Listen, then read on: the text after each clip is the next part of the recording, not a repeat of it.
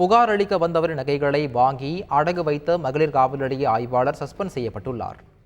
மதுரை திருமங்கலத்தைச் சேர்ந்த ராஜேஷ், அபிநயா தம்பதி கருத்து வேறுபாடு காரணமாக சில மாதங்களாக பிரிந்து வாழ்ந்து வருகின்றனர். குடும்ப பிரச்சினை குறித்து இருதரப்பினரும் திருமங்கலம் அனைத்து மகளிர் காவல் நிலையத்தில் புகார் அளித்துள்ளனர். இதனை காவல் நிலைய ஆய்வாளர் கீதா விசாரித்து வந்ததாக தெரிகிறது. இந்நிலையில் தனது திருமண சீராக போடப்பட்ட வாங்கி தருமாறு அபிநயா ஆய்வாளர் கீதாவிடம் கூறியதாக தெரிகிறது. இதையடுத்து 95 சவர நகைகளை ராஜேஷ் ஆய்வாளர் கீதாவிடம் கொடுத்துள்ளார். அந்த நகைகளை அபிநயாவிடம் கொடுக்காமல் ஆய்வாளர் கீதா காலம் தாழ்த்தி வந்ததாக தெரிகிறது. இது குறித்து ராஜேஷ் திருமங்கலம் டிஎஸ்பி அலுவலகத்தில் புகார் அளித்தார். விசாரணையில் அனைத்து நகைகளையும் காவல் ஆய்வாளர் கீதா தனியார் நிதி நிறுவனத்தில் 43 லட்சம் ரூபாய்க்கு அடகு வைத்திருந்தது தெரியவந்தது. இதையடுத்து ஆய்வாளர் கீதாவை டிஐஜி ரம்ய பாரதி சஸ்பெண்ட் செய்து உத்தரவிட்டார்.